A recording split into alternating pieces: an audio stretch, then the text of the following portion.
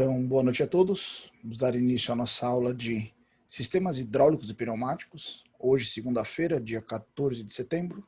Segunda-feira, né, turma do horário cedo de noite. Nós vamos falar hoje sobre preparação de ar comprimido.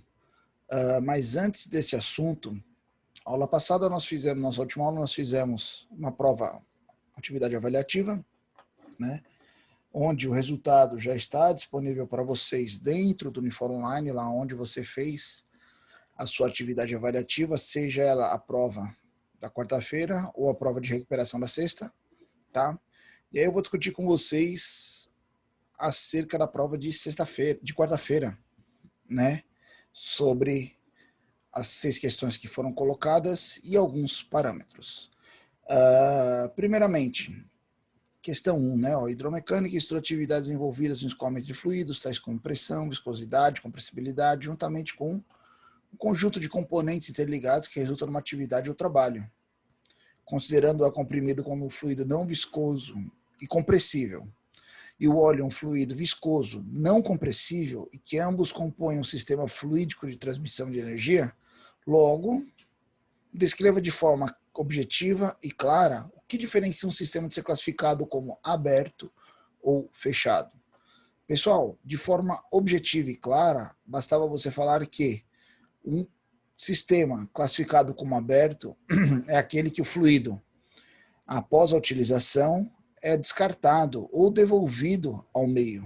Então, ele é captado na atmosfera, preparado, conservado, tratado, distribuído, utilizado e devolvido para a atmosfera. Quando você fala de um circuito fechado, o fluido ele é reutilizado, ou seja, eles têm um reservatório, ele é bombeado para o sistema, utilizado, depois retorna de novo ao reservatório, a fim de ser reaproveitado. Então, circuito aberto, o fluido é descartado para o uso. Circuito fechado, ele é reutilizado após o uso. Ok? Descreva e explique 3 funções que o reservatório de ar exerce numa rede de ar comprimido. Uma primeira resposta já está na própria pergunta, né? Que pouquíssimos, na verdade, não colocaram, usaram outras expressões. Mas qual a função do reservatório? Primeiramente, armazenar ar. Então ele é um armazenador de ar, um reservatório de ar. O próprio nome dele já é uma função dele, reservar, armazenar ar comprimido. Então seria uma delas, né? Aí muitos colocaram lá regulagem do ar em função de oscilações, eliminar oscilações, né? Você tem um compressor lá rotativo de êmbolo, por exemplo, né? Deslocamento dinâmico, e aí você tem oscilação na admissão do seu ar, ele faz essa correção. Armazenar o ar para fornecimento na alta demanda, né? Trabalha como um trocador de calor, o ar vem aquecido, ele perde calor.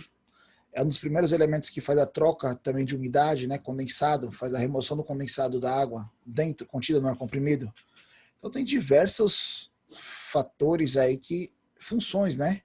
Que o reservatório exerce dentro de uma rede de ar comprimido. Então bastava você detalhar ela e explicar de forma clara e objetiva.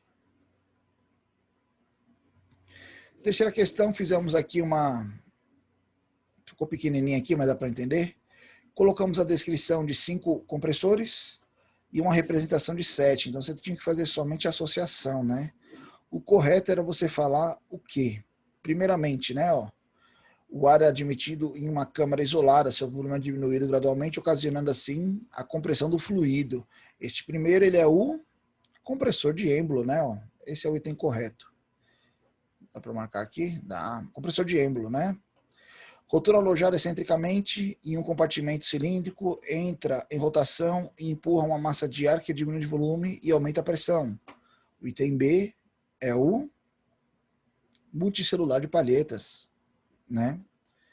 Item C, compressor é dotado de uma carcaça que giram 2 rotores helicoidais, sentidos opostos, ou seja, né? Compressor parafuso.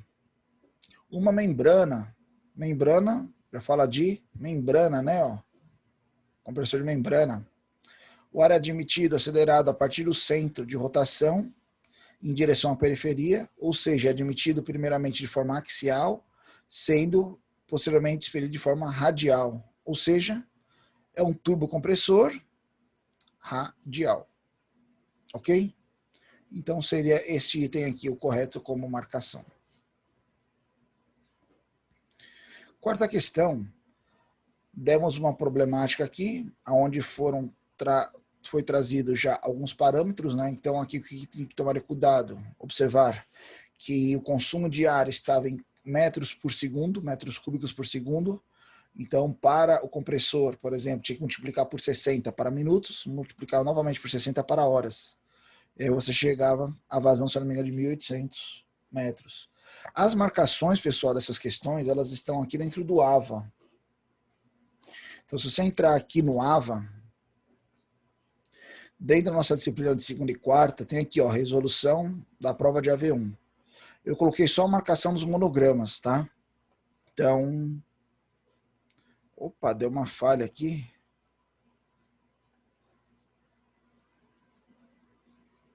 Vou rever isso aqui, não sei se é uma falha minha aqui da minha conexão ou se o arquivo que falhou. Esse aqui é o da aula. É o da aula, ele abriu.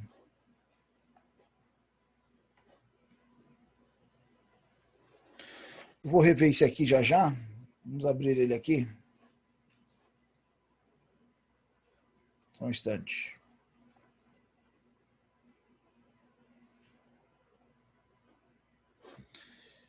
Então, opa. Primeira marcação que nós temos aqui é em função do reservatório. Então, vocês vão ver que a questão 4 está em vermelho, tá? E a questão 6 está em azul. Tem as marcações aí. Vamos diminuir um pouquinho aqui. Então, aqui 1440, a primeira marcação. Você subia, você podia adotar acima de 8, né? 8 a 10 bar. Então, ele pegava aí desde um compressor rotativo, fuso rosqueado ou um compressor de êmbolo. Então, qualquer uma das três opções você poderia escolher como resposta. E reservatório, só um instante aqui. Especifique o volume ideal do reservatório. Pessoal, metros cúbicos por minuto, multiplica por 60 metros cúbicos por minuto, né? Por segundo por minuto. Nossa primeira marcação aqui, ó, seria 24.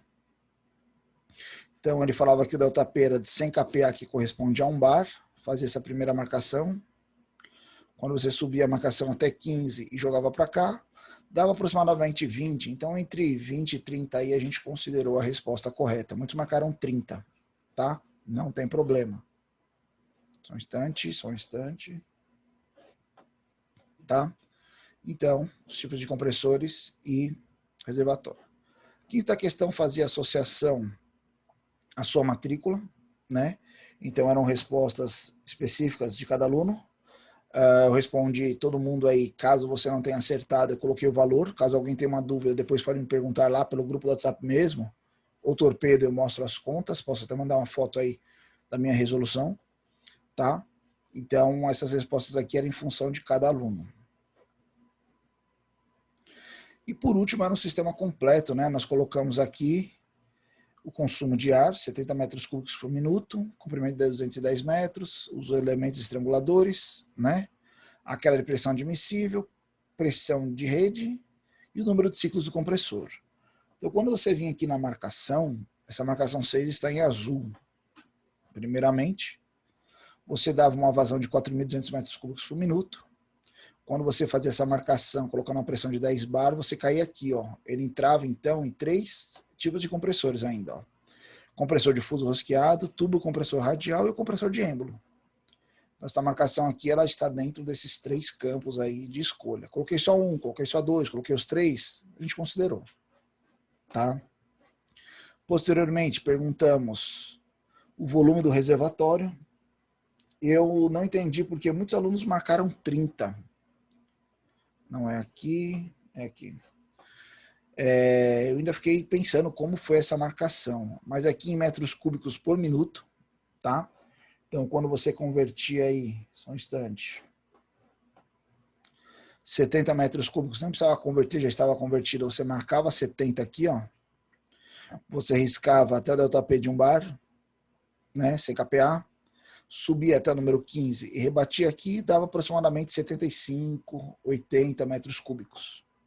Então, teve gente que marcou de 70 a 80 ali e foi considerado correto. 30, pessoal, estaria aqui embaixo, eu não entendi o porquê do 30, mas a gente marcou 30, eu não sei se a pessoa chegou aqui, subiu aqui para marcar, mas tudo bem. Tá? Opa. E diâmetro interno da tubulação. Pessoal, tubulação, você faz uma estimativa inicial em função dos parâmetros. Então, quando você abre aqui sua marcação, opa, o que você tem lá já pré-estabelecido como marcação inicial?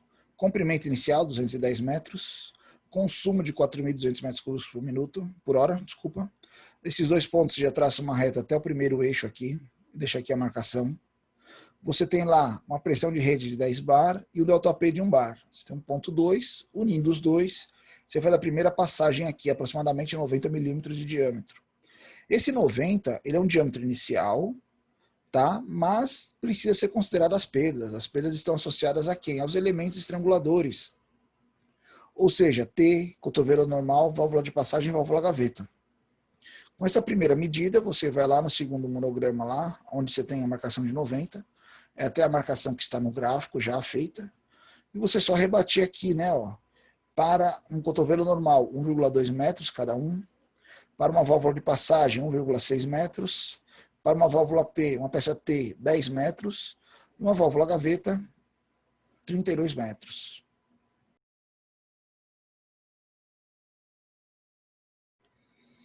Fiquem tranquilos que eu volto, viu?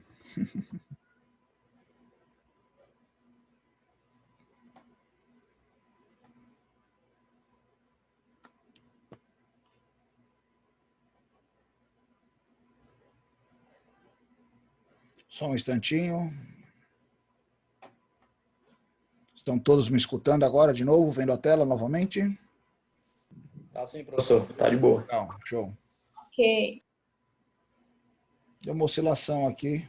Na verdade, nem foi na internet, foi no próprio Zoom mesmo. Ele caiu e voltou.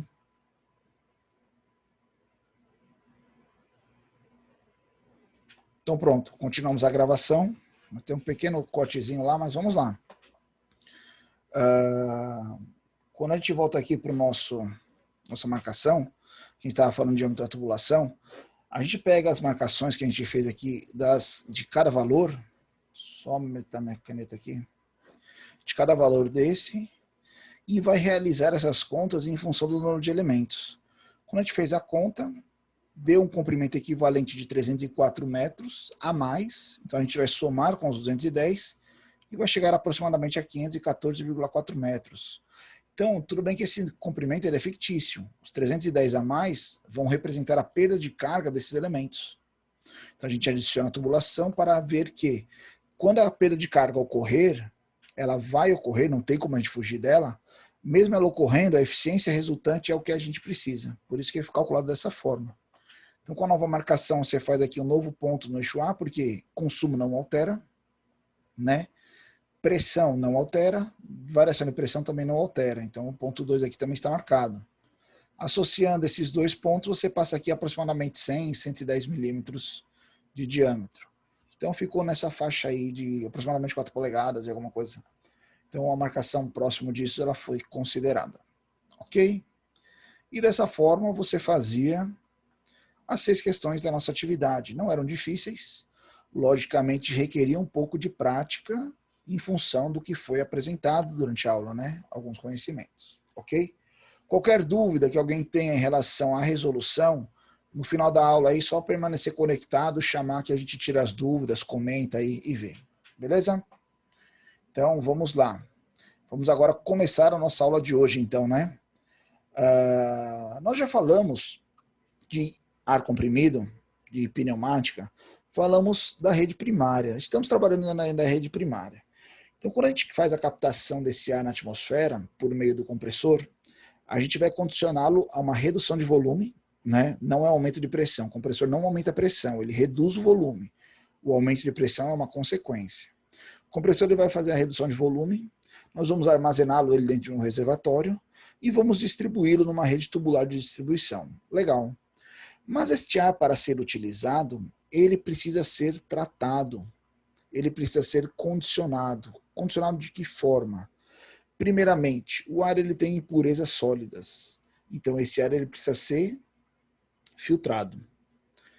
Quando a gente comprime ali, reduz o volume do ar, né, e aumenta a pressão, essa pressão oriunda dessa compressão tem que ser regulada, a fim de estabilizar a pressão. Então nós precisamos regular a pressão. Muitas vezes, dependendo do funcionamento do sistema, esse ar precisa ser lubrificado. Como assim? Pneumática existem muitas peças componentes móveis que trabalham superfície em contato com outra superfície. Logicamente, alguns equipamentos requerem especificação de lubrificação, outros não. Então, muitas vezes a gente considera o setor de lubrificação do ar comprimido. E principal deles, não menos importante, mas sim o mais caro dentro de uma rede de ar comprimido, é o processo de secagem, que é o que nós vamos discutir hoje. Muitos de vocês já devem ter escutado a expressão de umidade relativa do ar. É até um período do ano que nós estamos vivendo que a umidade relativa nos interiores ela é extremamente baixa, né? E aí tem aquele problema de queimadas, né? De seca, região centro-oeste do Brasil também. E a umidade relativa do ar nada mais é do que as gotículas de água que estão presentes no ar que nós estamos nele. A partir do momento que a gente reduz o volume desse ar, todas as gotículas que estão nessa região, que foram reduzidas de volume, elas se juntam. A água ela é incompressível, lembramos disso, né? Então ela não é comprimida. Conforme o ar reduz de volume, as gotículas de água se encontram dentro dessa nova região e acabam tendo uma geometria maior. Consequentemente, acabam condensando e virando água. Essa água dentro da rede pneumática ela é um problema. Primeiramente, a água é incompressível, então ela ocupa volume. Se você tiver um reservatório lá de 50 metros cúbicos, por exemplo, de ar comprimido, mas que na vida real ele tem um volume de 20 litros, digamos assim, veja que eu estou falando características distintas, metros cúbicos para litros, tá? Não é vazão mássica, é volume físico. E eu tiver lá metade desse reservatório com água, eu vou diminuir pela metade a capacidade de armazenamento do meu reservatório. Consequentemente, meu compressor vai trabalhar mais. A água ali da tubulação traz oxidação, traz cavitação, traz falha dos componentes. Então nós vamos mostrar isso hoje para vocês, o que acontece, a consequência da água dentro da rede, como também os processos de secagem do ar comprimido. Ok? Então quando a gente olha uma rede de distribuição dentro de uma indústria, onde nós estamos hoje? Nós falamos já da geração do ar comprimido, né, por meio de compressores, falamos da distribuição, falamos do armazenamento, né, e vamos entrar agora na parte de aplicação. A aplicação nada mais é do que a preparação do ar. O ar aspirado pelo compressor é comprimido, armazenado e posteriormente distribuído através de uma tubulação, né, para diversos dispositivos que realizam trabalho. Então são máquinas distintas, operações distintas, que demandam uma certa quantidade de ar. Cilindros pneumáticos, motores, ferramentas pneumáticas, assim por diante, máquinas operatrizes.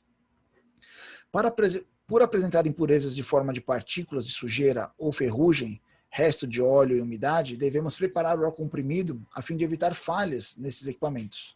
Nós não vamos falar de resíduos sólidos hoje, tá? Nós não vamos falar de impurezas filtrantes.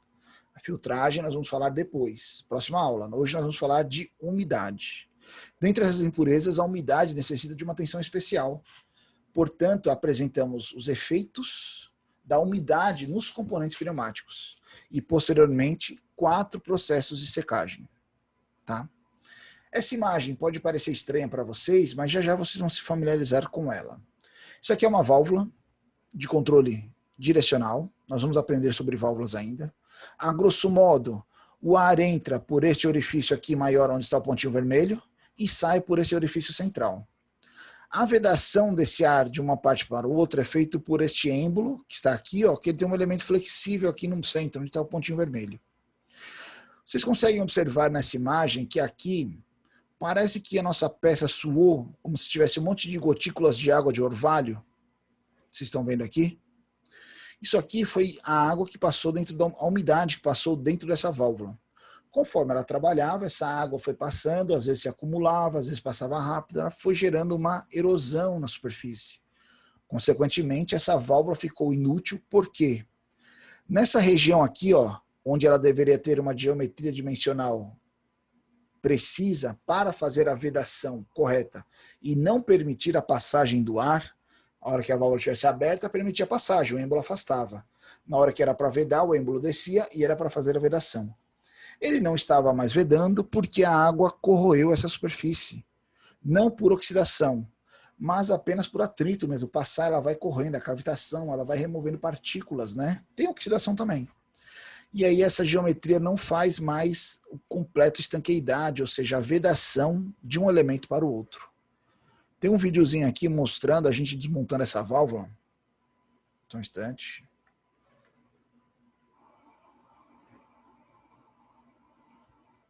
Foi gravado bem nas pressas, mas aqui é uma solenoide elétrica, né, que faz o controle do êmbolo. A solenoide trabalha pelo princípio da regra da mão direita, passou a corrente num sentido ela sobe, passou no outro ela desce, ok? Quando você abre a válvula, ó, tem um êmbolo, e aqui tem a região, ó, olha como ela estava suja, né? Então, se a gente observar aqui, ó, toda essa região ela foi corroída. Essa parte laranjinha aqui no vídeo, ó, é justamente a região onde ela faz a vedação, que trabalha ali dentro, ó, da solenoide, né? E aí ela encosta e faz a passagem. Aqui, vocês estão vendo dois anéis escuros, são dois O-rings. Então o ar entra por esse orifício, aqui maior, e sai por esse central, tá?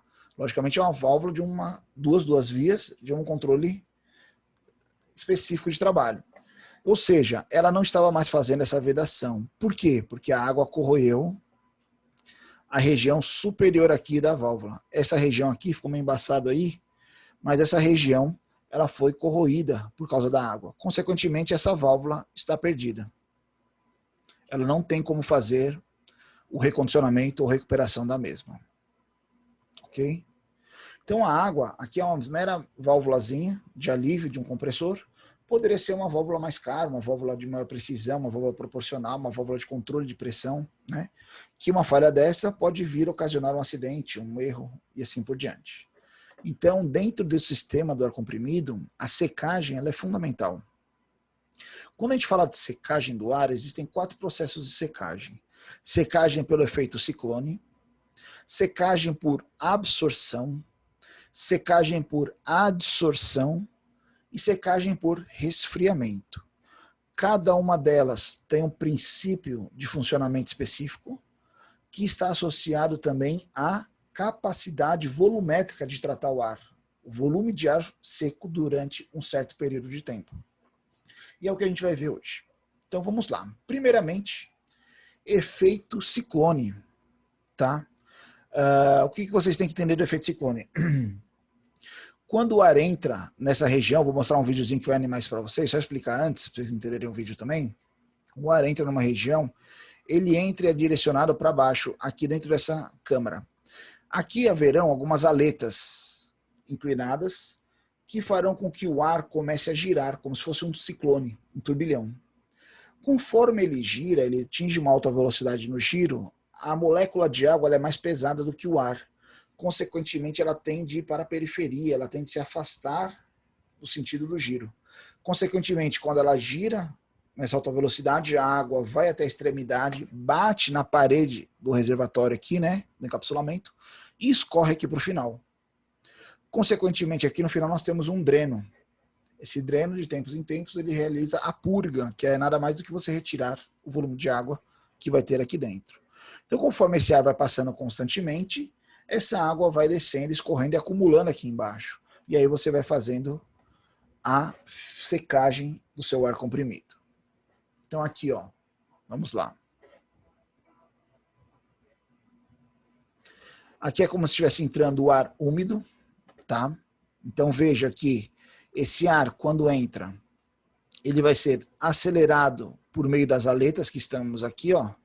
Aqui as aletas. Conforme ele é acelerado, ele começa a girar aqui dentro, fazendo um turbilhonamento. Pessoal, ele entra pela lateral e sai pelo centro, tá? Ele retorna pelo centro do turbilhão. Conforme ele está girando aqui dentro, ó, aqui, a água bate na extremidade, escorre aqui para a parte inferior e vai acumulando aqui embaixo. Aí de tempos em tempos tem um nível automáticozinho aqui que chega no nível, ele abre e o próprio ar expulsa toda esta água. Tá? E aí ele expulsa a água e fica constantemente secando o ar. Ok? Geralmente, esse efeito ciclone, ele é colocado próximo na unidade de trabalho da ferramenta. Geralmente nós temos uma unidade de manutenção que contém um secador, né? E ele fica lá próximo à unidade de trabalho. Ele não tem uma alta eficiência, em compensação, ele trabalha uma quantidade menor de ar, consequentemente, geralmente aplicados para cada ferramenta. Então, cada ferramenta de trabalho tem uma unidade de conservação, ou seja, um secador de ar nesse princípio. Ah, professor, mas eu tenho 200 ferramentas, eu tenho que ter 200 secadores? Pessoal, a gente já comprovou por estudos que se você não usar o secador, o desgaste que você tem das suas ferramentas, ele é mais prematuro. Então, o valor que você investiria no seu secador é o que você vai ter de depreciação acelerada das suas ferramentas.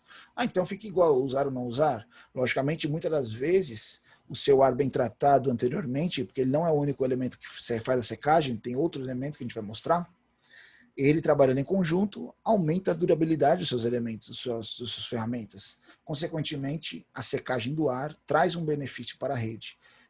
Benefício de precisão, durabilidade, vedação, né, diversos outros sistemas. Então, esse aqui é o efeito ciclone. É o mais simples de todos. Efeito de secagem por absorção, absorver, um Bzinho aqui, ó, consiste em um processo químico em que o ar comprimido, né, passa por meio de um elemento secador, tá? Esse elemento secador pode ser o cloreto de cálcio ou cloreto de lítio, e forma uma combinação de elementos secador-água. Esse elemento secador nada mais é do que um absorvente. Ele absorve a água. Com o tempo, o elemento secador é consumido, deve ser reabastecido periodicamente, ele tem que ser trocado. Secador por absorção, separa ao mesmo tempo vapor de água, partículas de óleo. Como assim partículas de óleo? Lembra do nosso compressor de êmbolo, que é um dos mais utilizados? A maioria das pessoas na prova optaram por um compressor de êmbolo. O compressor de êmbolo ele tem a camisa do cilindro e o pistão que fica subindo e descendo. Aquela região do pistão com a camisa, né, do cilindro se desgasta. Então ali eu preciso ter uma região lubrificada com óleo para ele poder trabalhar de forma eficiente. De vez em quando um pouco de óleo passa para a câmara de compressão e esse óleo vai junto com o ar para o sistema. Consequentemente, o secador ele também retira este óleo. O óleo também pode vir de um compressor rotativo, de um compressor difuso rosqueado, ok? Então, o secador por absorção separa ao mesmo tempo o vapor de películas de água a películas de óleo. Porém, quantidades maiores de óleo influenciam no seu funcionamento. O óleo satura e entope logo o elemento secador, né, o cloreto de cálcio, o cloreto de lítio, diminuindo a eficiência. A gente tem filtros anteparos, que a gente chama de óleo. Então nós temos barreiras físicas que a molécula de óleo bate e é separada anteriormente, apenas alguma pequena parte passa. Tá? Por isso torna-se conveniente antepor um filtro secador. Então aqui é o elemento de secagem por absorção. Primeiramente, características. O ar úmido entra nessa região. Quando ele entra aqui, ele sai por aqui por cima, o ar seco. Então ele entra embaixo, sai em cima. Quando ele entra aqui embaixo, ele pega aqui o anteparo, ó, de separador de condensado ou de óleo. É um filtro que menor, com as lamelas menores do que uma molécula de água ou de óleo. E ela bate e escorre aqui para baixo. O pouco de água que passa, ou óleo, passa pelo elemento secador, cloreto de cálcio ou cloreto de lítio, que ele vai absorver essa água. Conforme ele absorve a água, ele incha. Né? Conforme ele incha, ele precisa ser regenerado. Como assim? Se você observar, tem uma escotilha aqui em cima, tem um indicador de nível, vou mostrar para vocês, você abre e troca o elemento secador, ou você abastece ou você troca. Características desse processo: depois que passar por ele, o ar sai seco para ser utilizado. Montagem simples, né? Montagem simples da instalação simples. Desgaste mecânico mínimo, geralmente o desgaste mecânico é aqui nos elementos móveis, onde você faz a abertura da escotilha, assim por diante. Não trabalha com energia externa. Ele é um processo químico de funcionamento. Tá? Então, quando você olha um fabricante, por exemplo, vou já falar dos fabricantes, um exemplo de você ter no seu dia a dia e ver como isso não é uma coisa de outro mundo, vocês já devem ter visto esses potinhos que chama de tira-mofo de armário. O pessoal coloca dentro do armário, tira um papel alumínio que tem aqui, e com o tempo ele absorve a umidade do armário, e você vê esse marcador aqui subindo cheio de água. Lá dentro nós temos o elemento secador, então ele absorve a água e ele vai inchando. Chega um momento que ele satura, você tem que jogar esse potinho fora, e você troca, né? Já na hora industrial, não, são esses cilindros. Então você tem aqui a região de entrada, a região de saída, tá?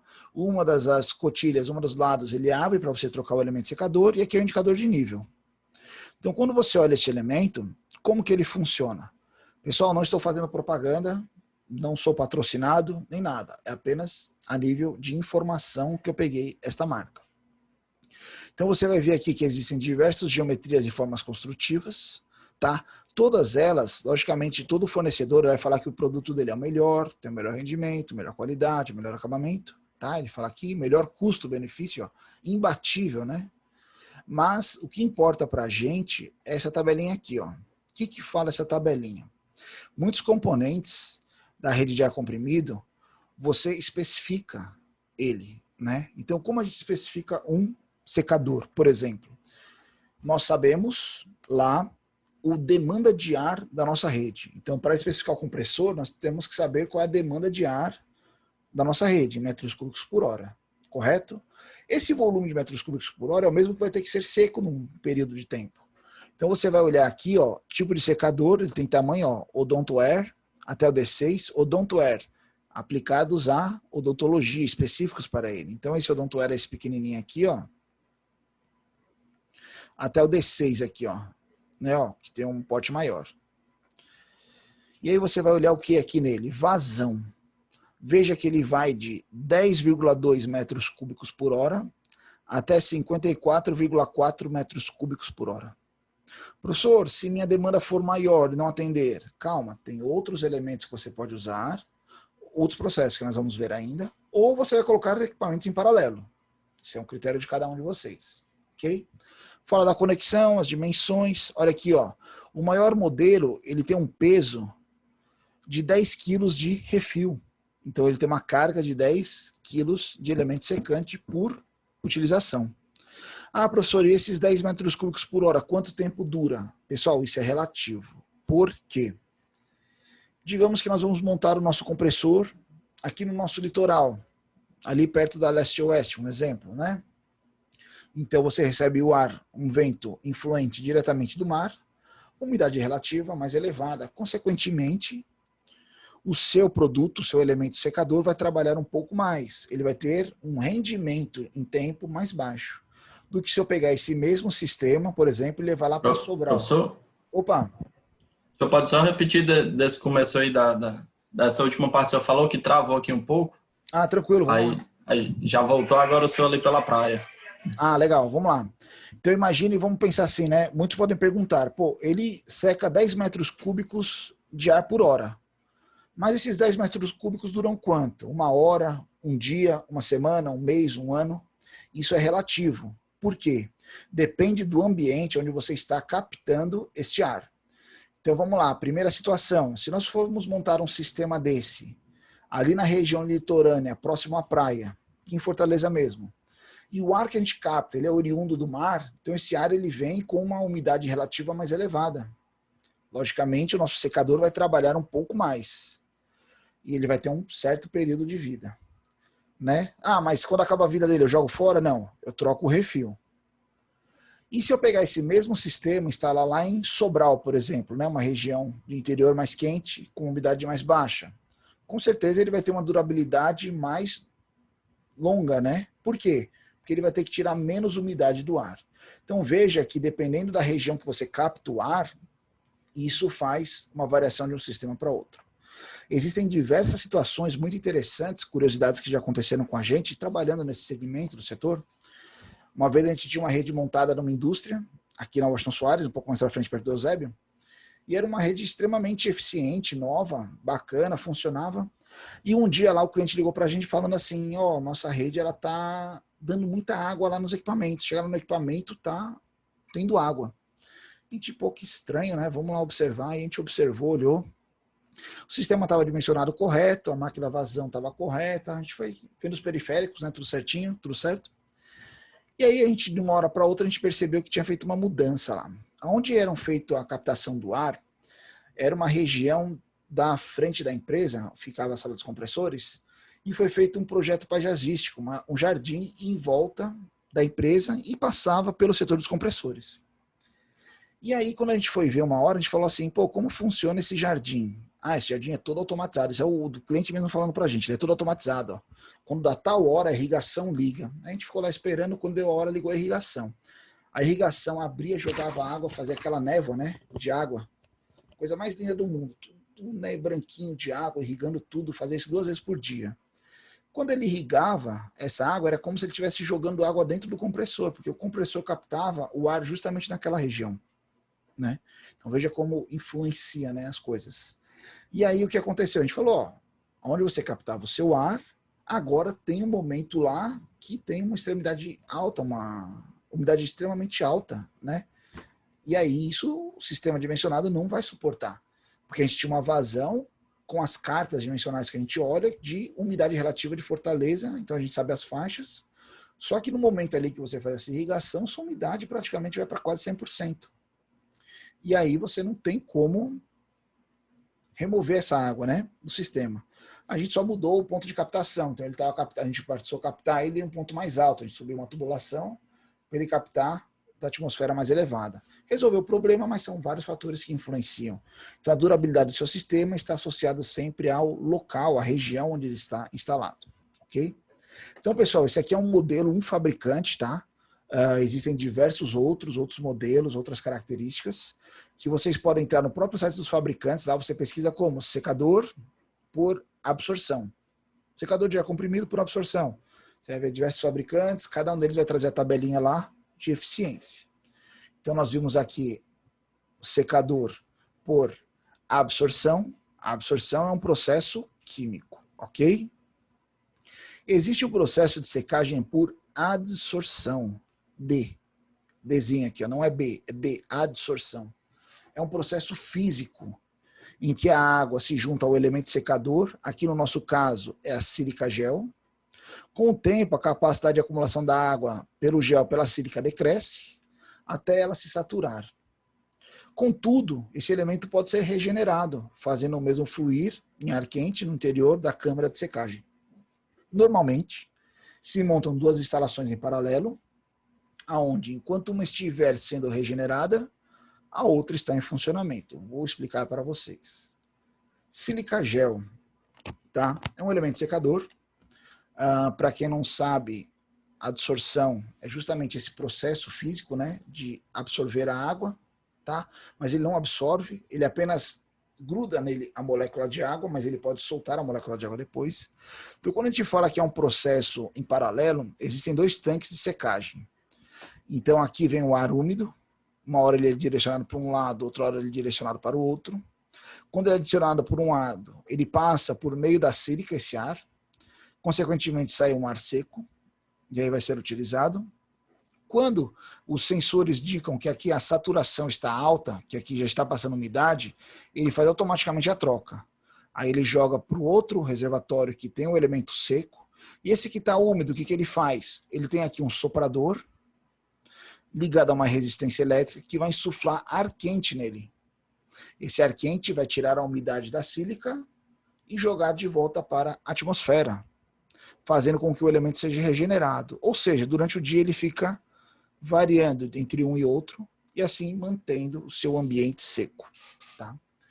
O termo de adsorção é justamente o significado de 2 moléculas, a fixação de 2 moléculas em uma substância de uma superfície de outra substância.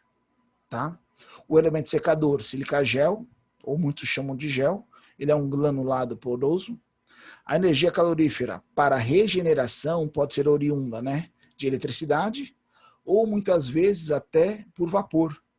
Então você tem vapor saturado, vapor seco, existem estágios de vapores, né? E aí tem empresas que fazem a secagem desse elemento por meio de vapor. Vapor úmido é um, vapor saturado, entendeu? Quando fazerem termodinâmica, quem já fez, lembra aí que tem os estágios do vapor. Tá? Primeiramente, secagem por adsorção. Vocês devem já ter comprado algum produto e dentro dele veio esse saquinho, igual esse que está aqui na tela, ó. O saquinho que tem um grãozinho dentro, parece arroz, né? Mas não é, são cheio de bolinhas. Isso aqui nada mais é do que a sílica. Quando você compra um eletrônico, geralmente, ele vem esse saquinho dentro. Por que tem esse saquinho dentro? Justamente para absorver o ar, a umidade do ar que está dentro daquela caixa. Um fabricante de um produto eletrônico, por exemplo, ele fabrica um produto lá na China, ele produz hoje, embala hoje. Não sei se esse produto vai ser vendido agora, vai ser despachado, se ele vai ficar em estoque, se ele vai ser transportado no navio, se ele vai ser aéreo, se ele vai passar uma semana, um mês ou um ano dentro daquela caixa. Eu sei que eu não quero que meus componentes comecem a oxidar, né? Enferrujar ali. E aí, para que não ocorra isso, esses saquinhos vão absorver a umidade dentro dessa caixa, mantendo o seu produto seco. Logicamente, ele não está molhado pingando, né? É a umidade do ar. E aí, esses saquinhos é justamente isso. Se um dia vocês tiverem curiosidade aí, ó, veneno. Não é bom você comer, né? Nunca vi alguém que comeu sílica que esteja vivo. Não sei se morreu e não contou, ou nunca ninguém comeu. Mas não façam isso, eu não estou falando para vocês comerem. O que eu posso falar para vocês fazerem é o seguinte: pegue um saquinho desse, tem 2 aqui, ó, que eu sempre brinco com eles, coloca na janela. Aqui não vai dar para vocês perceberem, mas um tá mais cheio do que o outro. É justamente isso que eu fiz. Você coloca uma janela, deixa ali uns dias. Se você puder pesar ele antes e pesar depois, você vai ver que ele vai aumentar a massa dele, porque ele absorve água. Aí você pega ele, põe no micro-ondas, coloca lá 1 minuto, 2 minutos para ele esquentar. Cuidado, quando sair ele sai quente e queima. Você tira ele, você vai ver que se você pesar, ele está mais leve, ou seja, evaporou a água que tinha nele, aqueceu e evaporou.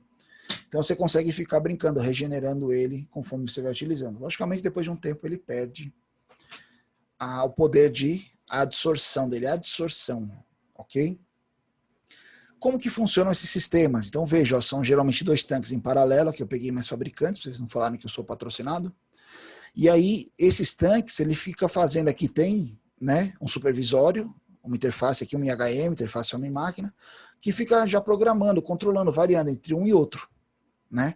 Então tem os sensores, as válvulas de passagem, né? Então ele fica monitorando lá, a umidade subiu, joga para outro tanque, manda o que está saturado, regenera. Opa, esse aqui saturou, inverte, e fica trocando um com o outro. Quando você olha o manual desse fabricante, por exemplo, eu peguei da Kaiser aqui, logicamente ele vai falar que é o melhor produto do mundo, mais eficiente, melhor custo-benefício, né? Tudo isso. Ele faz um indicativo aqui muito interessante, deixa eu só aumentar aqui que é bacana esse desenho. Deixa a resolução que não ficou. Vou diminuir um pouquinho aqui. Então aqui ele faz, né, a amostra, tipo, onde tem um elemento regenerador, a parte de entrada e saída, a resistência elétrica, o filtro de saída do ar ali, que ele capta essa umidade e joga num ambiente correto, as válvulas que fazem o controle. Então quando você vai olhando, ele fala aqui, fala do supervisório, fala do rendimento, né, tranquilo e tal. Aqui, ó, a parte do supervisório, a parte de controle dele, né, ó, a interface lá que você faz a programação do seu sistema. O que interessa para a gente é esta tabelinha aqui, ó. Então vamos lá nela. Quando eu olho essa tabela aqui, o que ele vai falar para a gente? Eu tenho no modelo DC 1.5 até o DC 1545. Vazão de 0,15 metros cúbicos por minuto. 0,15 vezes 60, 9 metros cúbicos por hora, até 154,5 vezes 60, 9.270 metros cúbicos por hora. Então, ou seja, eu tenho quase 10 metros cúbicos por hora de secagem de ar. Veja que já é um equipamento de um porte mais elevado, comparado ao de absorção, né? Cloreto de lítio ou cloreto de cálcio. Aqui a sílica gel, físico, processo físico, faz uma secagem mais eficiente. Logicamente, aqui tem as dimensões, aqui já chega um porte de 600 quilos, né, do equipamento, potência dele, o peso do equipamento, o peso de regeneração, né, de sílica, 600 quilos de sílica aqui. Então você tem algumas características. Veja que é uma demanda já mais elevada, ok? Professor, nesses casos aí, só usa um equipamento, né? Para todo o Depende. sistema? Não, às vezes você pode ter 2, 3 em paralelo. Lá na Unifor, por exemplo, a gente usa 2. Por quê? Você tem que ter um sobressalente. Quando você tem uma empresa, por exemplo, alimentada por ar comprimido, todas as suas ferramentas são ar comprimido, você vai pegar aí uma indústria de fabricação de automóvel, uma linha de montagem, né? Seja de eletrodoméstico, seja de moto, seja de carro, seja o que for. Se faltar ar, é a mesma coisa que sua empresa parar. Você não produz, você não funciona. Então, você não vai parar por falta de um compressor ou por um problema, como você não para por um problema de secagem, entendeu? Então, esses sistemas eles são redundantes, geralmente tem um paralelo, ou eles têm um bom controle de manutenção, né? Um planejamento de controle de manutenção que garante a eficiência deles constantemente, entendeu? É nessa ideia aí de raciocínio. E por que a gente tem geralmente sistemas em paralelos distintos, como é o caso da Unifor? Por que nós temos distintos? Justamente para quando entra uma alta demanda, se eu precisar para fazer manutenção, eu diminuo minha vazão de ar, mas continuo fornecendo com o menorzinho lá de secagem e faço secagem por outro processo. Na Unifor, nós usamos esse método aqui, ó, secagem por resfriamento, que eu vou explicar agora para vocês, que é o quarto processo que nós vamos discutir. Tranquilo? Secagem por resfriamento funciona pelo princípio de condensação do vapor d'água contido no ar comprimido. Esse condensado só ocorre se resfriarmos um ar a temperatura abaixo do seu ponto de orvalho. Aqui no Ceará não é comum acontecer isso na nossa região, mas região sul, sudeste do Brasil, muitas vezes amanhece o chão molhado, os vidros, as árvores molhadas, né? Por quê? A temperatura do ambiente caiu até um certo grau durante a noite, que a água que estava na umidade do ar, ela condensa, né? E acaba virando gotículas e molha toda a região. Isso é chamado de ponto de orvalho, temperatura do ponto de orvalho, né? A água é o orvalho, e quando acontece esse fenômeno é porque você atingiu a temperatura do ponto de orvalho. Quando você trabalha a refrigeração, secagem por refrigeração, você vai em busca deste ponto. Temperatura do ponto de orvalho é a temperatura a qual deve ser resfriado um gás para obter a condensação do vapor d'água nele contido. Ok? Só um instante, começou muito rápido aqui. Não se assustem com esse vídeo, mas ele é uma realidade dentro de sistemas que não são corretamente dimensionados. Isso aqui não é uma torneira de água, é uma torneira de ar comprimido. Que necessitam de lubrificação, oxidando a parte interna de tubulações de aço galvanizado ou ainda apresentando problemas de qualidade no produto final. Vejam a quantidade de condensado que é armazenado. Isso aqui é um reservatório. Aqui é o dreno dele, ó. Foi aberto o dreno, olha a quantidade de água que tinha contida dentro dele. Reservatório que teve seu sistema de purga danificado por algumas horas.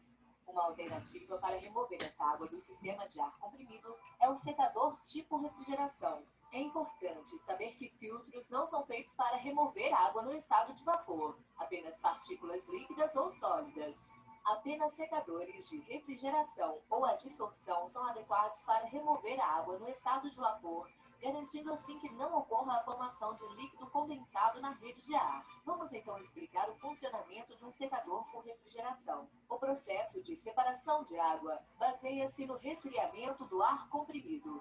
O resfriamento é resultado da troca de temperatura realizada por um sistema comum de refrigeração, semelhante ao sistema de um refrigerador doméstico, mas com performance muito mais exigente por conta da constante carga de calor que este sistema recebe do ar comprimido em constante fluxo. Uma vez que o gás refrigerante extremamente frio passa pela serpentina que troca temperatura com o ar comprimido, este gás se aquece e retorna ao motocompressor para reiniciar o ciclo. O gás refrigerante mais uma vez é comprimido no compressor de gás refrigerante e consequentemente se aquece.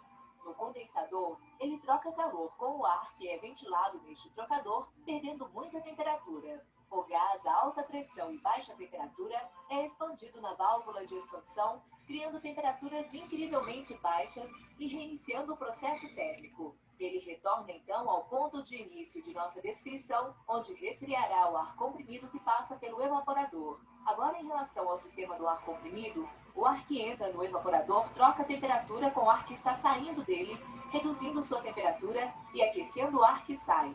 Após esta primeira fase de resfriamento do ar que entra no evaporador, ocorre o resfriamento mais agressivo, em que o ar deve chegar a temperaturas próximas a 1 ou 2 graus Celsius para obrigar que a maior quantidade de água no formato de vapor passe forçadamente para o estado líquido, formando gotículas que vão se unindo e sejam conduzidas por gravidade para um local onde possa ser removida de dentro do circuito do ar comprimido. Este processo ocorre no separador de condensado. O ar comprimido a baixas temperaturas segue então seu caminho para a saída do condensador, trocando calor com o ar quente que está entrando, ganhando temperatura para melhorar a eficiência do sistema de refrigeração e deixando o secador agora.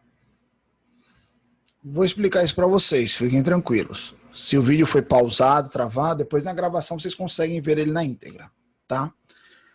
Secador por resfriamento é nada mais do que um processo de refrigeração, similar a um ar-condicionado, a uma geladeira, logicamente tem um porte específico. Como que ele funciona? Primeiramente, nós temos a entrada e a saída de ar. Então o ar entra úmido e sai seco, tá?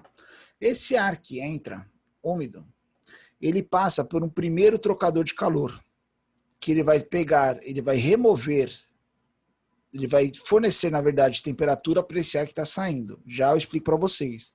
Esse ar que está entrando está na temperatura ambiente e o ar que sai está extremamente gelado. Extremamente não, 1, 2 graus, como a gente falou ali, até 4 graus, geralmente. E aí ele faz uma primeira troca, ou seja, esse primeiro ar aqui que está entrando, ele já recebe uma carga térmica de refrigeração e já sai o primeiro separador de condensado, ele já separa uma parte do condensado. Esse ar continua e passa dentro do aparelho refrigerador. Esse aparelho refrigerador nada mais é do que um conjunto de refrigeração. Então você tem lá um compressor, um trocador de vapor, um calor, que nada mais é do que um condensador, e aqui tem um evaporador que fica dentro. Esse ar aqui ele é resfriado e aí separa pela segunda vez o condensado. Esse ar gelado, extremamente seco, sai. E quando ele fala que ele está gelado, ele vem para cá. E aqui ele fornece, absorve, na verdade, remove calor do ar que está entrando, resfriando o ar que está entrando e trocando o primeiro calor. E ele sai seco para ser utilizado. Ok? Para vocês entenderem melhor esse sistema... Opa, abriu aqui. Novamente, né, um outro fabricante, que ele vai falar que o produto dele é o melhor, o mais eficiente. Falar da fábrica, falar características da empresa, processo de produção, qualidade do produto, layout de instalação, né, ó, redistribuição, reservatório. Então ele já mostra alguns sisteminhas, bem interessante. Aqui ele fala do controle, aqui ele fala do processo de refrigeração. Então vamos começar por aqui. Aqui nessa extremidade, o que ele está mostrando? Veja que ele faz analogias a temperaturas de entrada. Então o ar está entrando aqui, ó, a 38 graus, temperatura ambiente, digamos assim. Umidade natural que está no ambiente. Então quando ele entra, ele já encontra aqui o primeiro trocador de calor, porque ele vai trocar calor com o ar que está saindo do sistema. Então esse ar aqui que está saindo, ele está frio, que está entrando está quente, o quente fornece calor, sempre do calor para o frio, vai, né, a condução térmica. Então ele fornece calor, ele sai numa temperatura mais elevada, esse aqui já entra numa temperatura menor. Quando ele chega nesse estágio,